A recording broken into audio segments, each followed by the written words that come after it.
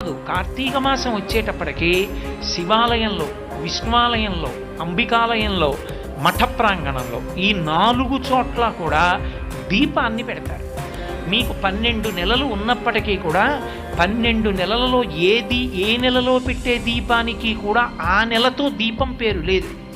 ఏదో భాద్రపద దీపం, లేకపోతే ఆశ్వీజ దీపం, మార్గశిర దీపం అలా పేర్లు లేవు. ఒక్క కార్తీక మాసంలో పెట్టేటటువంటి దీపానికి మాత్రమే కార్తీక దీపము అని పేరు. ఏమి ఆ నెలలో పెట్టిన దీపానికి అంత పేరు ఎందుకు రావాలి? ఆ ఒక్క నెలలోనే దీపానికి అంత ప్రాముఖ్యత ఎక్కడుంది? యథార్థానికి పూజలో ప్రారంభంలో ఒక అంగంగా మనం దీపం వెలిగిస్తాం. కానీ కేరళ రాష్ట్రంలో ఇప్పటికీ ఒక అలవాటు ఉంది. దీపం ఒక్కదాన్ని వెలిగించి దాని మీదకి అన్నపూర్ణని ఆవాహన చేసి పూజ చేస్తారు అక్కడ. కానీ మన వైపు ఆ ఆచారం లేదు. దీపం ఎందుకు పెడతాం మనం పూజలో అంటే, ఉదయం 11 గంటలకి పూజ చేసిన దీపం పెడతాం, 12ంటికి పూజ చేసిన దీపం పెడతాం, సాయంకాలం 4 గంటలకి సత్యనారాయణ వ్రతం చేసుకుంటున్న దీపం పెడతాం. ఎందుకు అక్కడ దీపం లేదా, వెలుతురు లేదా? ఎందుకు దీపం పెట్టడం అంటే, దీపం పెట్టడం వెనక ఒక నిశ్చిత అభిప్రాయం ఉంది, ఒక ప్రధానమైన ఆచారం ఉంది. మనకి పరమేశ్వరుడు 5 జ్ఞానేంద్రియములను ఇచ్చాడు. కన్ను, చెవి, ముక్కు, నాలుక, చర్మము. సమస్త సుఖములు ఈ 5 మీదే ఆధారపడ్డాయి. నేను దాని గురించి పెద్ద వ్యాఖ్యానం చేయక్కర్లేదు.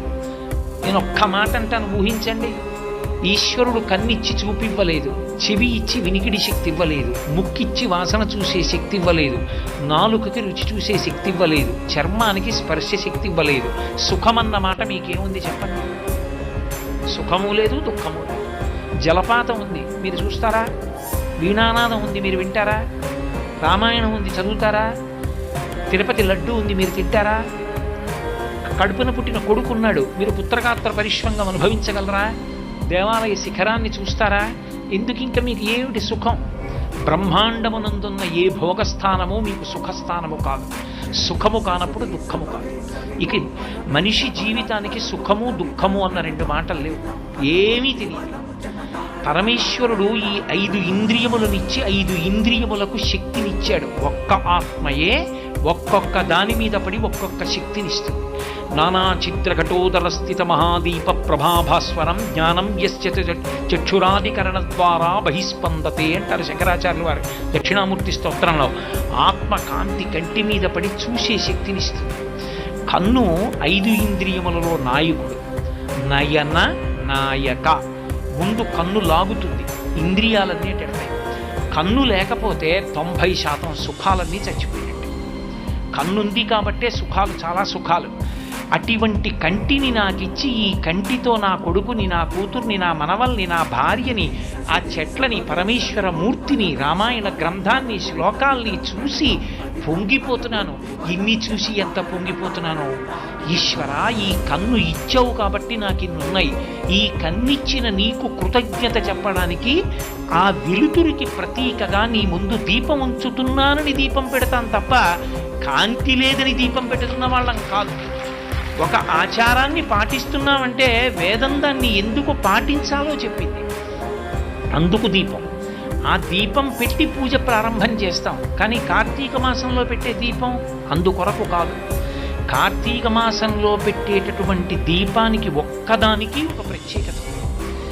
ఒకటి, ఆంతరమునందు ఉద్దీపనాన్ని పొందుతాడు, బాహ్యమునందు లోకోపకారం చేస్తాడు. ఎందుకని? ఈ ప్రపంచంలో పరమేశ్వరుడు ఒక్కొక్క దానికి ఒక్కొక్క విభూతినిచ్చి నువ్వు మాత్రమే అనుభవించు, ఇతరులకు చెంద అన్నాడు. అది తానే అనుభవిస్తుంది. కొన్నిటికి పరమేశ్వరుడు విశేషమైన విభూతినిచ్చినా అవి తమకి అనుకూలంగా వాటిని ఉపయోగించుకోవడం కూడా వాటికి చేత కాదు.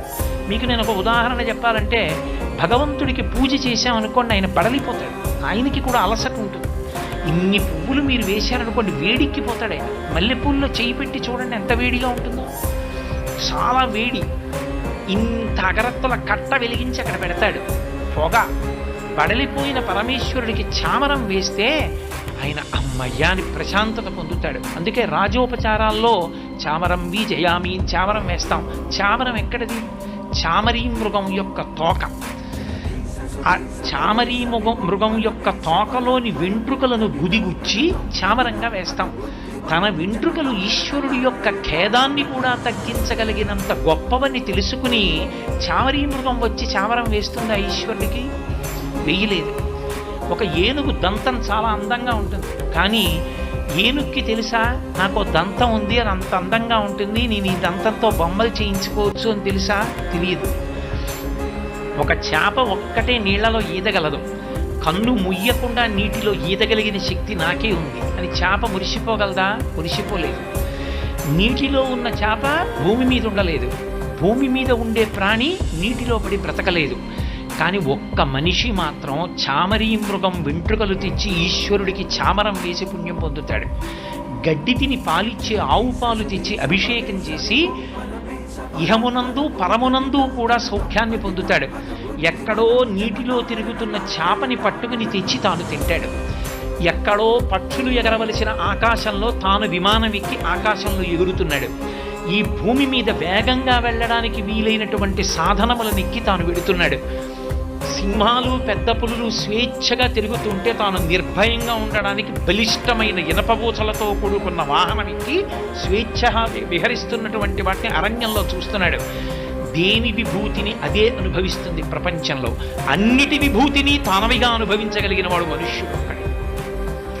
ఆ శక్తి ఈశ్వరుడు ఒక్క మనుష్యునికే ఇచ్చాడు, ఇంకెవ్వరికీ ఇవ్వలేదు.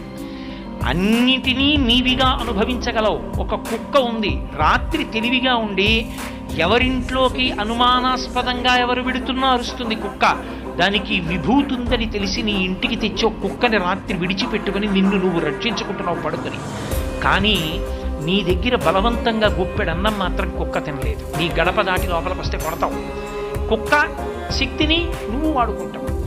నెమలి అది పురి విప్పి ఆడితే ఎంతో సంతోషంగా ఉంటుంది. గబగబా కెమెరాలు పెట్టి ఫోటోలు తీసుకుని చూసి ఆనందిస్తారు. ఒక్కసారి మీకు ప్రవచనం వచ్చు కదా, ఓ శ్లోకం చెప్పండి అని నెమలి నన్ను అడగలేదు. నేను సమస్త భూతముల యొక్క విభూతిని నేను అనుభవిస్తాను, కానీ నాకున్న విభూతిని ఆ ప్రాణులు మాత్రం అనుభవిస్తాయని నమ్మకం ఏం లేదు.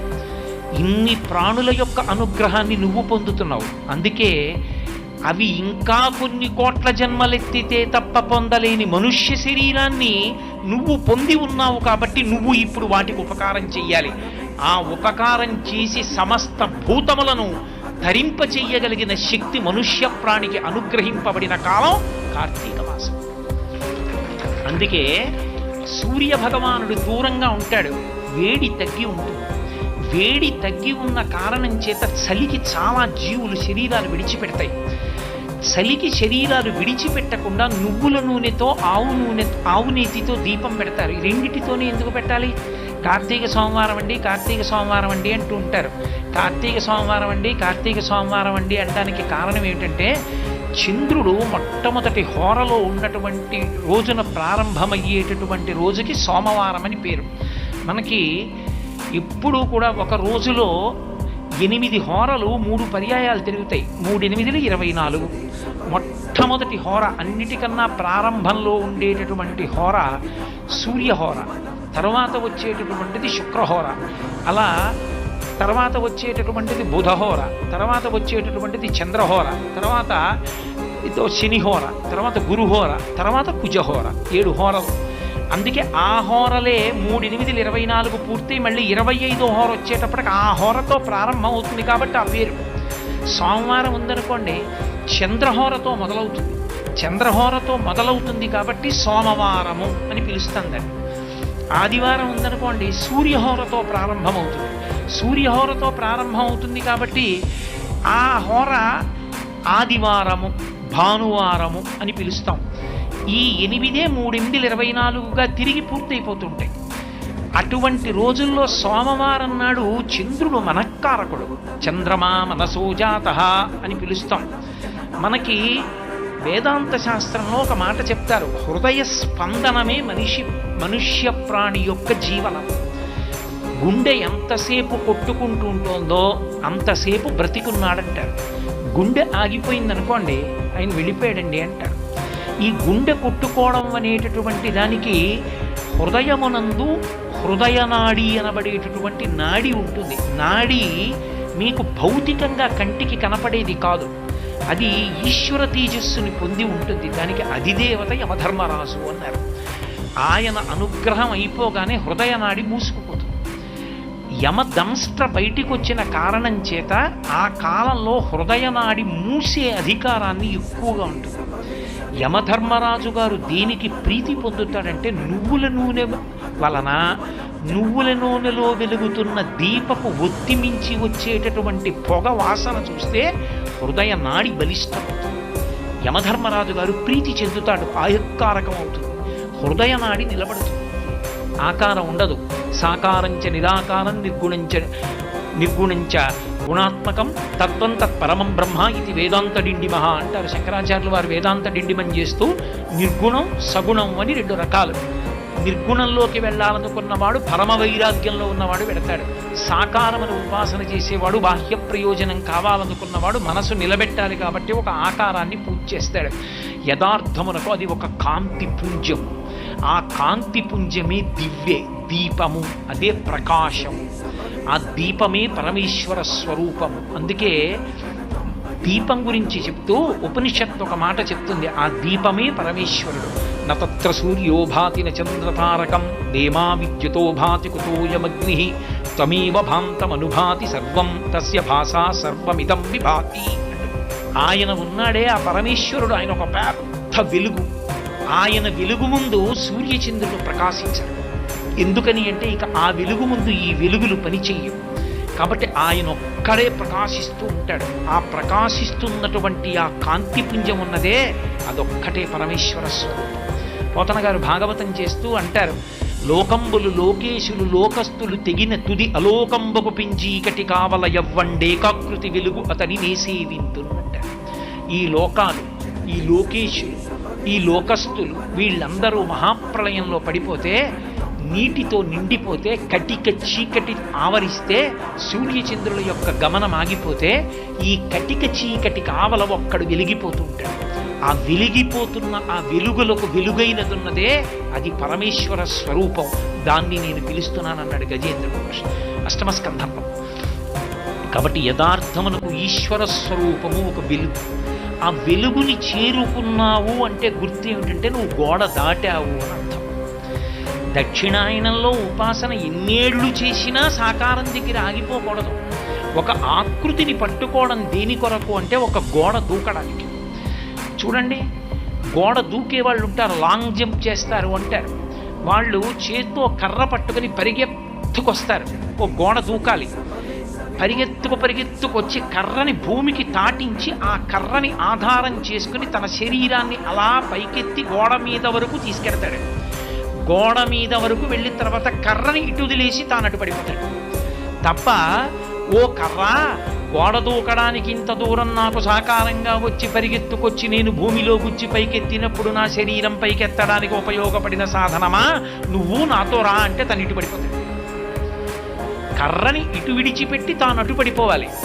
ఒక సాకారాన్ని పట్టుకుని ఉపాసన చేసి చేసి చేసి చేసి ఈ సాకారమే అంతటా నిండిపోయింది. సభాభ్య సభాపతిభ్యశ్చ భో నమో నమో. ఈ సభాపతి నమస్సికత్యాయ చ ప్రవాహ్యాయ చ మేఘ్యాయ చ విద్యుత్యాయ చ.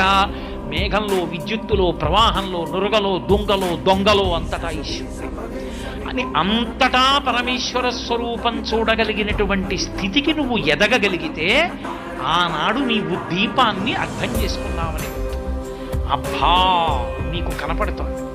కుక్కలో, పిల్లిలో, దాని కన్నుల కాంతిలో, దాని నడకలో, దాని కదలికలో, దాని ఆకల్లో, దాని దాహంలో, దాని భయంలో ఒక చీమ అలా వెళ్ళిపోతూ ఉంటుంది. ఇలా చీపురు పుల్ల కొంచెం దాని దగ్గర పెడితే ఆగిపోతుంది, కొంచెం ఇలా కదిపితే వేగంగా పరిగెత్తుకెళ్ళిపోతుంది. దాని ఇంత చీమకింత మెదడు, ఆ చిన్న మెదడులో దాని శరీరం మీద అభిమానం, దానికో భయం, దానికో జ్ఞానం. ఇది పుల్ల, దీన్ని పుచ్చుకున్నవాడు ఉన్నాడు, వాడు గుచ్చుతాడు, మనం చచ్చిపోతాం, మనం పారిపోవాలి, అది పరిగెత్తడం. ఇన్ని భావనలు ఉన్నాయి. నీలో ఏ చైతన్యం ఉండి భావనలు కల్పిస్తోందో ఆ చైతన్యం దానిలో ఉంది. దాన్ని నువ్వు సృజించలేదు, దాన్ని చంపే అధికారం కూడా నీకు లేదు. ఇంకొక చైతన్యాన్ని తీసే అధికారం నీకు లేదు. అప్పుడు ఎక్కడ ఈశ్వరుణ్ణి చూస్తావు నువ్వు? నీ పూజామందిరంలో కాదు ఈశ్వరుణ్ణి చూసేది, నీకు ఎక్కడ చూసినా ఈశ్వర విన్యాసమే కనపడుతుంది. అంతటా నమ హరికేశాయోపవీతి నేపుష్టానాం పతయే నమో నమో అంటుంది రుద్రం.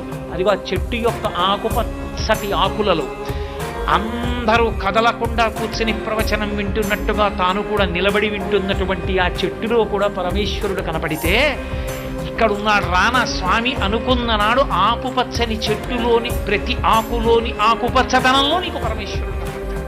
అదిగో ఆ దర్శనాన్ని నువ్వు పొందావనడానికి ఉదాహరణ దీపం.